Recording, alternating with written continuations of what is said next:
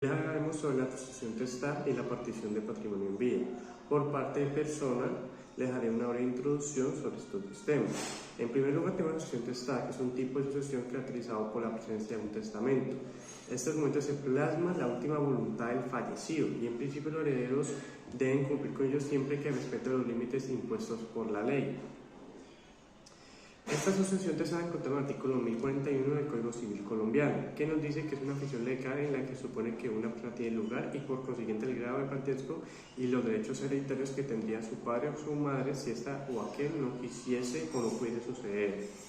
También resulta importante destacar que la sucesión testada es a título singular, es decir, es un título único para los familiares que luego se encargan de distribuir los bienes de la herencia según pues, lo especificado en este mismo testamento. También tengo entendido que el ejercicio del testamento hace que todo el proceso de aceptación y reparto se hace según la voluntad del causante, que es quien termina a través del mismo testamento la persona que tiene derecho a sucederles y en qué proporción. Bueno, luego continuaremos con la repartición de la herencia en vida, que digamos es una figura relativamente nueva, pues fue introducida con la ley 1564 del 2012 o el Código General de Procesos como lo conocemos, en su artículo 487. Digamos que anteriormente a esa ley, quien pretendiera repartir sus bienes en vida entre sus herederos debía hacerlo necesariamente bajo la figura de la donación o mediante una simulación de contratos para transferir los bienes a sus futuros herederos, lo cual por supuesto era una fuente de conflicto jurídico entre quienes se sentían afectados por este tipo de maniobras, mientras que la herencia en vida, digamos, nos permite que la persona pueda repartir todos esos bienes en vida claramente y pues digamos de una forma en totalidad según sea digamos su propia voluntad y lo puede hacer como bajo su fruto o de administración. Digamos que aquí como guiñito tenemos que la Corte Constitucional en la sentencia 683/2014 la partición de bienes en vida es una misura digamos entre la sucesión por causa de muerte y la donación entre vivos. Bueno, y ya mis compañeros les explicarán más a fondo estas dos figuras jurídicas, cómo inicia su proceso, cómo finaliza, las características que poseen, los requisitos que se deben cumplir, cuándo se recomienda hacerlos y entre otras. Hasta luego, que tengan muy buen día. Requisitos que exige la ley para poder elaborar un testamento. Primeramente, el testador debe ser mayor de edad para poder realizar este documento. Debe haber sido elaborado voluntariamente por el testador. El contenido del testamento será válido cuando la persona muera. En vida, el testador puede modificarlo las veces que él considere necesarias, ya sea de manera parcial o total. Por ser un acto unilateral e indelegable, el testador no puede nombrar apoderado para que lo haga en su nombre. Deben respetarse las asignaciones legales, así contraria la voluntad del testador, como lo son los alimentos a ciertas personas, el porcentaje conyugal y las legítimas. El testamento puede ser tanto abierto o cerrado, y un testamento cerrado o abierto debe ser establecido ante notario público y con la persona o la presencia de 3 o 5 testigos conforme a la modalidad que se haya escogido. En cuanto a la capacidad se refiere, toda persona es libre de actuar como testador. Toda persona es libre de otorgar testamento, a no ser que la persona esté impedida legalmente para realizar un testamento. En general puede observarse que los supuestos de incapacidad para testar son los mismos que aquellos requeridos en un sujeto para celebrar por sí mismo actos jurídicos válidos, o sea que se trata de supuestos de incapacidad de hecho, pero que no son susceptibles de subsanarse por medio de un representante, dada la naturaleza personalísima del testamento, así por ejemplo la edad, entre otras cuestiones. De la misma forma, el Código Civil en el artículo 1068 nos establece la inhabilidad de los testigos, y de entre ellos van a ser los menores de 18 años, todos los que actualmente se hallaren privados de la razón, los amanuenses del notario que autorizare el testamento, los extranjeros no domiciliados en el territorio, las personas que no entiendan el idioma del testador sin perjuicio de lo dispuesto en el artículo 1081, los dependientes o domésticos del testador, de su consorte, del funcionario que autorice el testamento y de otras personas correspondidas en los numerales 12 y 17, los que tengan con otro de los testigos el parentesco o las relaciones de que habla los numerales 12 y 14, el sacerdote que haya sido el confesor habitual del testador y el que le haya confesado a éste en esta última enfermedad. los herederos y legatarios y en general todos aquellos a quienes resulte un provecho directo del testamento. Al menos 2 de los testigos deben estar domiciliados en el lugar en el que se otorga el testamento y uno, o a lo menos, deberá saber leer y escribir, cuando solo concurran 3 testigos y 2 cuando concurrieren 5. Otro de los requisitos es la capacidad. ¿Y quiénes son capaces? Según el artículo 1019, quienes existieren naturalmente al momento de la apertura de la sucesión y quienes están inhabilitados, según el artículo 1022 del Código Civil, son el eclesiástico que hubiere confesado al testador en la misma enfermedad o habitualmente en los 2 últimos años anteriores al testamento, ni la orden, convento o cofradía de que sea miembro del eclesiástico, ni sus deudos por consanguinidad o afinidad dentro del 3er grado. Esto es por la influencia que pueden ejercer estas personas sobre la voluntad del testador. Otro de los requisitos del testamento es la voluntad, y esa tendrá que ser exenta de vicios, como lo son error, fuerza y dolo. El error pues puede ser por ignorancia o por equivocación del testador en la persona a quien deja sus bienes o bien en los bienes que deja. La fuerza pues es una coacción, una violencia física o psicológica que se ejerce sobre el testador para que éste deje determinado testamento.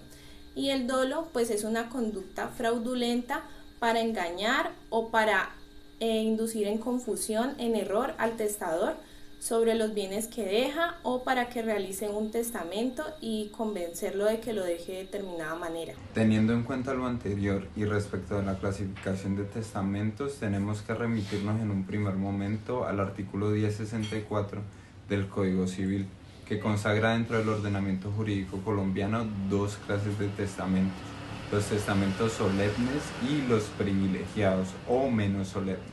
Por mi parte, en esta ocasión expondré los testamentos solemnes. Así las cosas, por testamento solemne debemos entender que es aquel en el que se han observado todas las solemnidades que la ley ordinariamente requiere, por lo que éste siempre será escrito conforme lo preceptúa el artículo 1067. Lo anterior acarrea que pueda ser tanto abierto como cerrado. Respecto del abierto, el artículo 1070 establece que es aquel en el que el testador da a conocer sus disposiciones testamentarias al notario o suplente y 3 testigos, los cuales conforme al artículo 1074 serán leídas en voz alta por el notario, o si lo hubiere, o a falta de este, por uno de los testigos designados por el testador. Dicho acto finalizará con las firmas del testador, los testigos y el notario, así como lo establece el artículo 1075 del Código Civil. La esencia de esta clase de testamento se fundamenta en el hecho y voluntad del testador de querer comunicar sus disposiciones testamentarias a unos testigos en particular y o notario. El artículo 1072 exige que el testamento sea presenciado en su totalidad por los sujetos que intervienen en dicho acto. Ahora bien, el testamento solemne cerrado o secreto es aquel en el que no es necesario que los testigos y el notario tengan conocimiento de sus disposiciones testamentarias. La Ley Civil en su artículo 1079 establece la obligación de saber leer y escribir para poder otorgar un testamento cerrado.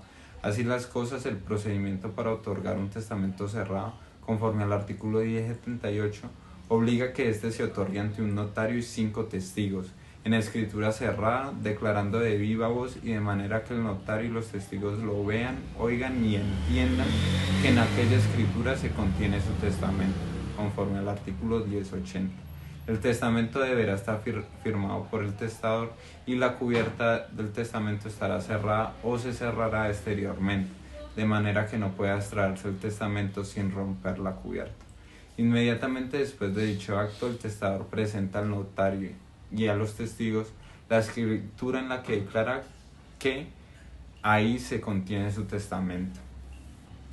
En dicha escritura se deberá expresar el lugar, mes, día y año de la fecha de la constitución del testamento cerrado. En el mismo instrumento se consignará una relación pormenorizada del estado de los sellos y marcas y señales, así como los medios de seguridad que contenga la cubierta. La escritura deberá estar firmada por el testador, los 5 testigos y el notario. Por su parte, el notario expresará sobre la cubierta la circunstancia de hallarse el testador en sano juicio, así como nombre, apellido, domicilio y demás datos del testador, así como de los testigos.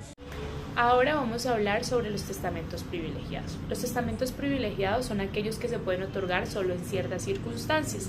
En esta clase de testamento, el testador sí o sí debe manifestar su intención de testar. Dentro de los testamentos privilegiados tenemos el testamento verbal, el testamento militar y el testamento marítimo.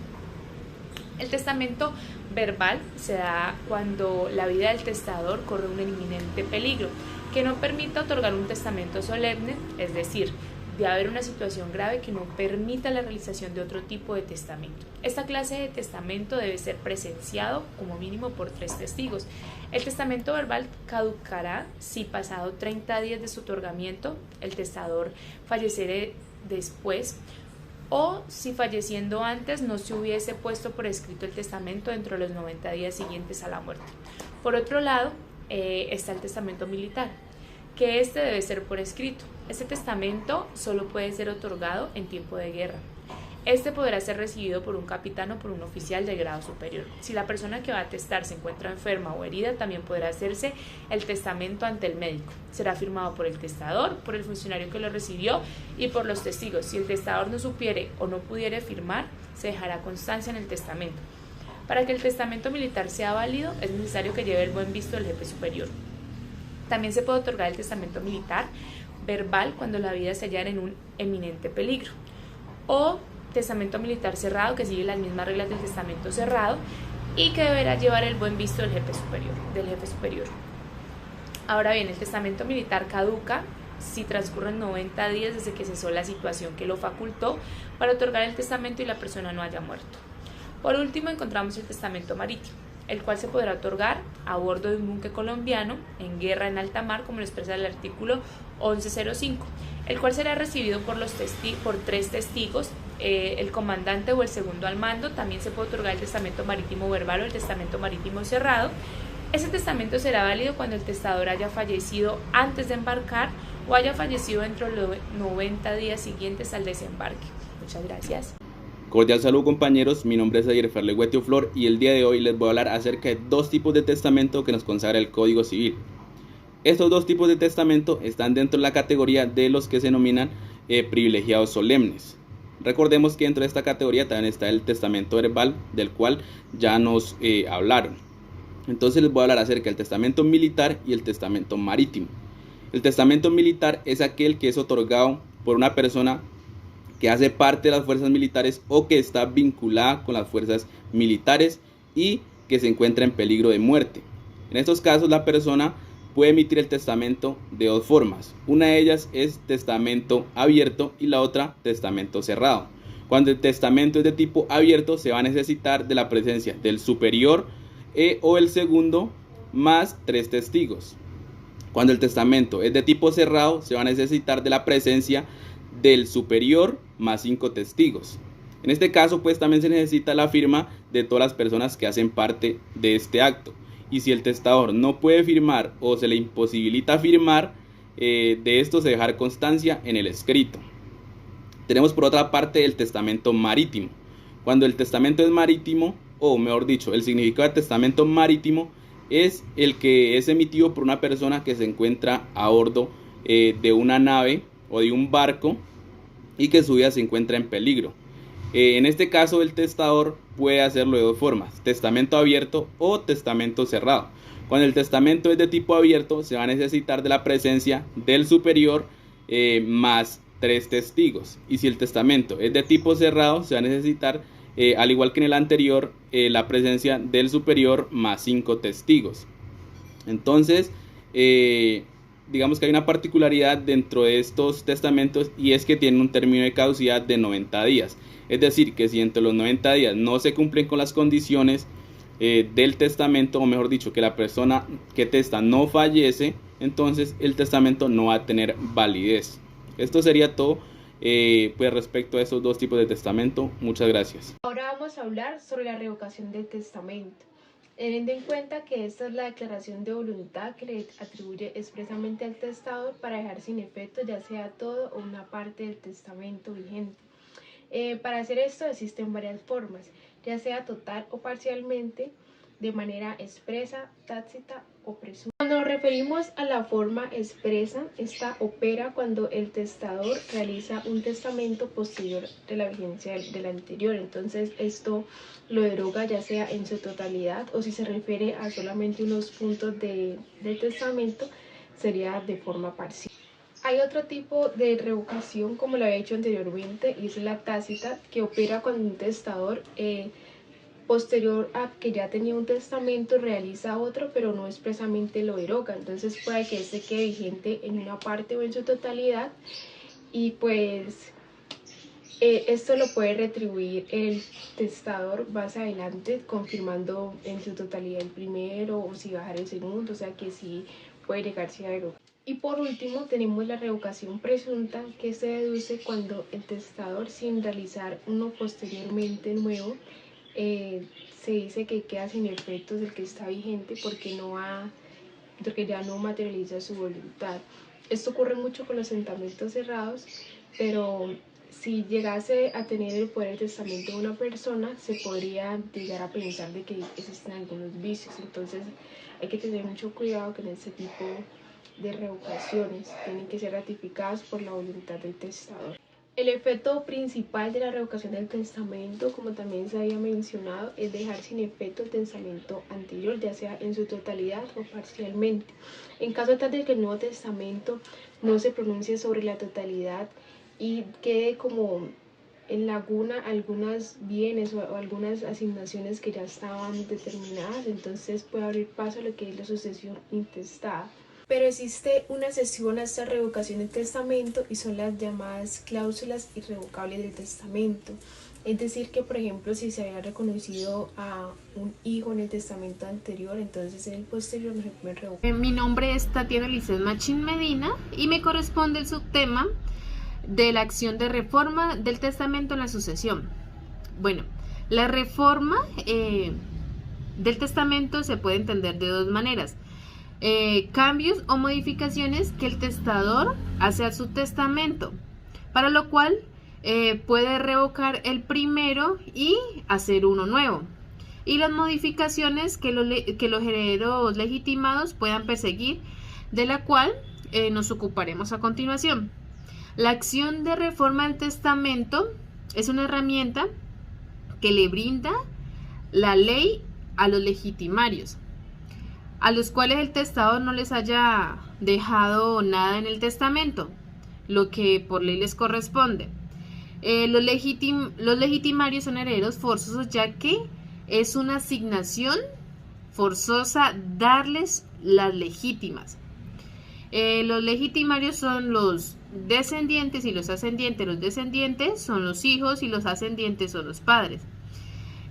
Con la acción de reforma del testamento se busca que se les entregue a los legitimarios lo que por ley les corresponde, cuando el testador no se los haya dejado en su testamento, pues aunque el testador pueda disponer de una parte de sus bienes, es obligado por la ley a respetar las asignaciones forzosas. La reforma del testamento se pide cuando, aun siendo nombrados en el testamento, ha habido un menoscabo en lo que realmente le corresponde al heredero. Pero cuando se da el caso en que el legitimario ni siquiera fue nombrado en el testamento, en este caso no se podrá iniciar una acción de reforma del testamento sino probar la calidad de heredero dentro de la sucesión en trámite o iniciar una acción de petición de herencia cuando el proceso haya terminado.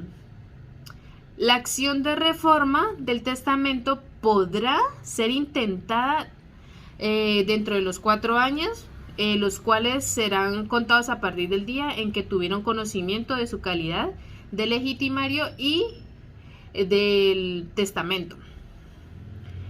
En esta acción puede ser ejercida por los legitimarios y las personas a quienes se le hubiera transmitido su derecho. También puede ser ejercida por el cónyuge sobreviviente para que se le integre su porción conyugal. Muchas gracias. Vamos a hablar entonces de la preterición de legitimarios en materia de sucesiones.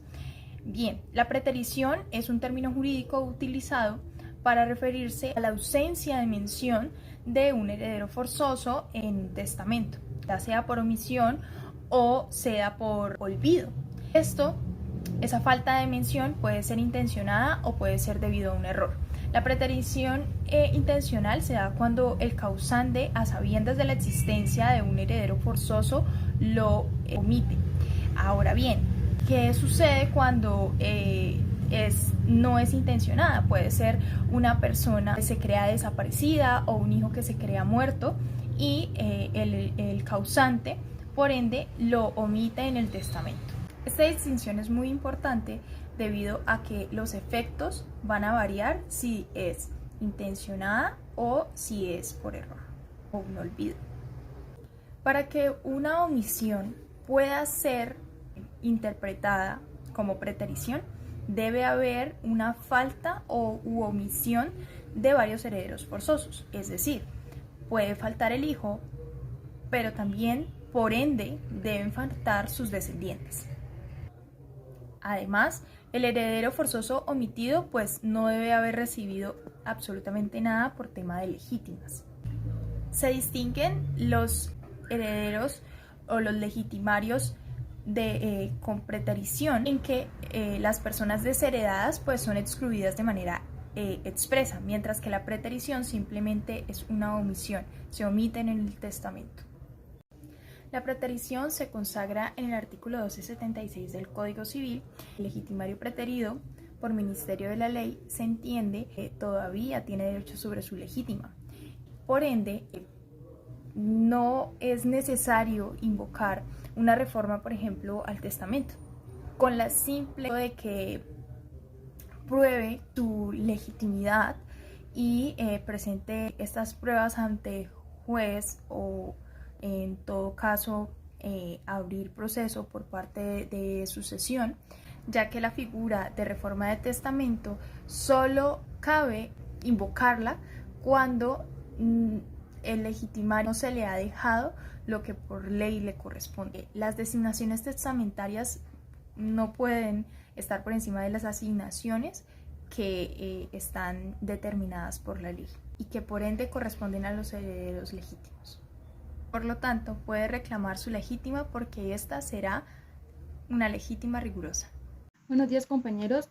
Voy a explicarles la partición patrimonial en vida, empezando a decir que esta es una figura relativamente nueva en la cual se le añadió a la ley 1564 del 2012 y al Código General del Proceso, que dice que anterior a esa ley, quienes pretendían repartir sus bienes en vida entre sus herederos debían hacerlo bajo una figura que era la donación o si no, simulaciones de contratos, pues para transferir esos bienes a sus futuros herederos, pero esto fue una fuente de conflictos jurídicos entre quienes se sentían afectados por estos cambios. Esta herencia en vida permite que la persona pueda repartir entre sus herederos parte de sus bienes o su totalidad, esto según sea su voluntad, y lo puede hacer con reserva de usufructo o de administración. En el artículo 487 de la ley 1564 del 2012 dice que la partición del patrimonio que en vida espontáneamente quiera efectuar una persona para adjudicar todo o parte de sus bienes o con o sin reserva de usufructo o de administración deberá tener previa licencia judicial, efectuarse mediante escritura pública en la que también se respeten las asignaciones forzosas, los derechos de los terceros y los gananciales. En el caso de estos, será necesario el consentimiento del cónyuge o compañero. Los herederos, el cónyuge o compañero permanente y los terceros que acrediten un interés legítimo podrán solicitar su rescisión dentro de los 2 años siguientes a la fecha en que tuvieron o debieron tener conocimiento de la partición. ¿Eso qué nos quiere decir? Que esta figura faculta a aquella persona que desea adelantar su sucesión en vida con el fin de evitar estos conflictos jurídicos entre los hijos herederos que correspondan legalmente en caso de no existir estos, o evitarles un proceso de sucesión que para muchos casos es desagradable pues para los interesados. Los testamentos, la constitución de sociedades, las fiducias o cualquier negocio jurídico simulado con el que se pretendían esconder el verdadero interés de repartir en vida sus patrimonios y resultaba perjudicando intereses de terceras personas. Esta partición no requiere de una sucesión. La siguiente compañera va a explicar el proceso que se hace para la repartición de patrimonial en vida. Gracias. ¿Cómo se lleva a cabo la partición de patrimonio en vida? Para esto voy a tener en cuenta la sentencia C683 del 2014 y el artículo 487 del Código General del Proceso. En primer lugar, hay que tener en cuenta que como es un acto solemne, se debe realizar mediante escritura pública. La persona que lo realice lo debe hacer de manera voluntaria, autónoma, con su consentimiento libre de vicios y se debe especificar la distribución de los bienes.